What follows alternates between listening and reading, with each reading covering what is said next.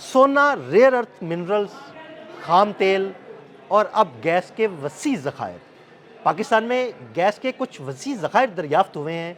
ये वसी ज़खायर किस सूबे में दरियाफ़्त हुए हैं, कितनी गैस मौजूद है और इसका पाकिस्तान की इकॉनमी और मुल्क पर क्या असर पड़ेगा? आमिर रज़ा से बात करते हैं। आमिर भाई, कुछ नए ज़खायर दरियाफ़्त हुए हैं गैस के, हमारे नाज़रीन को बताइएगा। जी, सबसे पहली बात तो ये है कि ख़ित्ता ख़ित्ता कौन-सा है? पाकिस्तान का आपने बता दिया, लेकिन ये वही ख़ित्ता है जो इससे पहले भी पाकिस्तान की पूरी गैस की ज़रूरियात जो है पूरी करता रहा। यानी सुई के मुकाम से गैस निकली तो सुई बलूचिस्तान का ही इलाका है। बिल्कुल। अब के भी ये गैस जो है बलूचिस्तान से ही दरियाफ़्त हुई है और ये बहुत बड़ी दरियाफ़्त है। इसको बाकायदा ऐलान कर दिया गया है। यानी हमारी जो एनर्जीज़ हैं जिस हाँ जी। कंपनी ने ये सारी डिगिंग की है और उस डिगिंग के बाद ये गैस जो है निकाली है, ये कितनी है और कितने आने वाले सालों तक ये गैस की ज़रूरियात को पूरा करती रहेगी, इस पर बाद में बात करेंगे।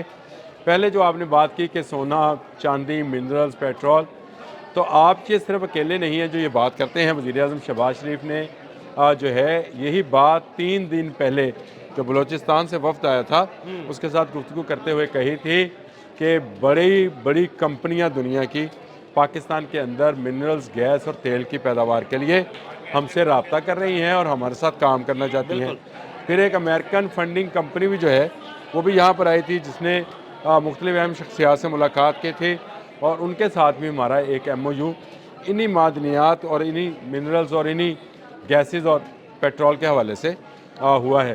तो ये समझे कि पाकिस्तान की एक तरह से लॉटरी निकल आई है। ज़बरदस्त। और ये बलूचिस्तान का इलाका है जी, बार खान, जहाँ पर ये डिगिंग की गई है और बार खान के इलाके में जो है अब तक की इतला के मुताबिक 11 मिलियन क्यूबिक फिट गैस रोज़ाना की बुनियाद पर निकला बड़ी करेगी। बड़ी बड़ी ये बड़ी मकदार है।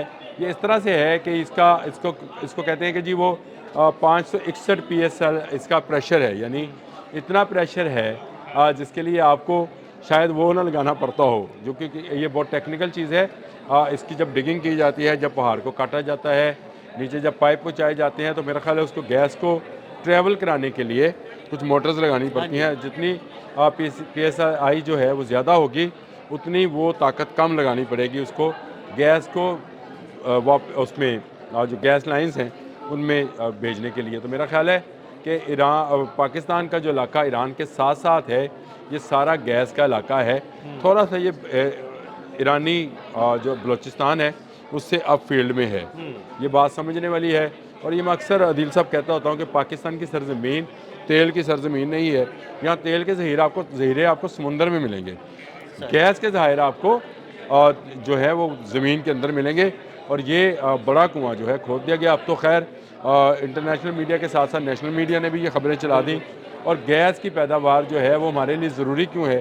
क्योंकि हमारे तमाम बड़े कारखाने जिनमें गैस और टेक्सटाइल, दो बड़ी इंडस्ट्रीज़ हैं जो दोनों एक्सपोर्ट के होती हैं यहाँ से, वो गैस के सहारे ही चलती हैं। आमिर भाई, इंडस्ट्री के अलावा घरेलू सार्फिन को भी बड़ी मुश्किलात का सामना करना पड़ रहा है पिछले कुछ अरसे से, क्योंकि गैस की लोड शेडिंग हो जाती है। तो जब ये गैस निकल आएगी, बाकायदा सिस्टम में शामिल हो जाएगी, तो मुझे लगता है कि गैस की लोड शेडिंग भी ख़त्म हो जाएगी। नहीं, ख़त्म हो जाएगी। ना सिर्फ लोड शेडिंग ख़त्म होगी, बल्कि मैं मुल्क की पैदावार में इजाफे की बात कर रहा हूँ।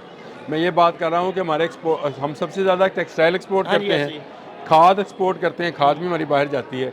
तो ये वो इंडस्ट्रीज़ है। और पेपर, जिनके लिए गैस आपको वाकई में बहुत ज़्यादा चाहिए होती है। देखिए, घरेलू सार्फिन जो हैं वो शायद सिलेंडर का इस्तेमाल कर लें या गैस को इस तरह इस्तेमाल कर लें। हालांकि ये गैस जो अगर पाइपलाइंस में आएगी तो घरेलू सार्फिन को भी हाँ मिलेगी, जी। जो कि किसी भी अवामी गवर्नमेंट का सबसे पहला काम ये होता है कि वो घरेलू सार्फिन को दे।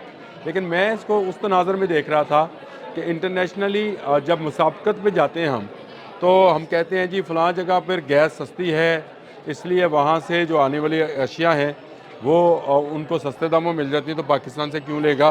पाकिस्तान में बिजली भी महंगी है, गैस भी महंगी है और गैस है भी नहीं, उसकी लोड शेडिंग भी है। चले, महंगी होना और चीज़ है, गैस का ना होना जो है वो ज़्यादा नुकसानदेह है।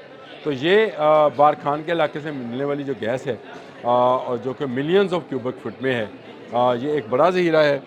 मैं अभी इस पर, जब आपने मुझे कहा कि ये स्टोरी करनी है, तो मैंने सर्च भी लगाई, तो उन्होंने कहा कि सुई से तो निस्बतन छोटा है ये सारा। सुई के जो ज़खायर थे ये बहुत बड़े ज़ाहिर थे और इसलिए ज़खायरा हम इस्तेमाल भी तो एक लंबे अरसे से कर रहे थे और अकेले एक सुई से कर रहे हाँ। थे, इसीलिए हम उसको सुई गैस कहते हैं आज हाँ भी, जी बिल्कुल। जहाँ से भी गैस आ रही होती है। लेकिन ये जो है ये भी बलूचिस्तान से ही मिला है। सबसे अच्छी बात ये है कि इससे ये शवाहद मिले हैं कि इसी इलाके में मुख्तलिफ जगहों पर मज़ीद गैस भी मौजूद है। ये आने वाले वक्त में मज़ीद कुएँ खोदे जाएंगे, मज़ीद गैस निकलेगी, तो हो सकता है जिस खदशे का इज़हार या अंदेशे का इज़हार या खुशखबरी का इज़हार किया जा रहा है वो ये है कि ये सुई गैस जितने ही बड़े ज़ाहिर हो जाएंगे। ज़बरदस्त। अभी तो पहला कुआँ जो कामयाबी से खोद दिया गया है और जिसमें से गैस निकलना शुरू हो गई है, उसकी टेस्टिंग जारी है और उसको फिर आहिस्ता आहिस्ता वो जो नेशनल हमारा डिस्ट्रीब्यूशन सिस्टम है गैस का, उसके अंदर शामिल किया जाएगा। आमिर भाई आपने बात की पाकिस्तान की इंडस्ट्री की, मुझे ये लगता है कि इसके गैस के निकलने से ना 3-4 चीज़ें बहुत अच्छी होगी। देखें, जब ये गैस सिस्टम में आएगी तो आपको सस्ती गैस मिलेगी, क्योंकि एलएनजी पे इन्हिसार आपका ख़त्म हो जाएगा या कम हो जाएगा, क्योंकि एलएनजी आप इंपोर्ट करते हैं और वो महंगे दामों आपको मिलती है।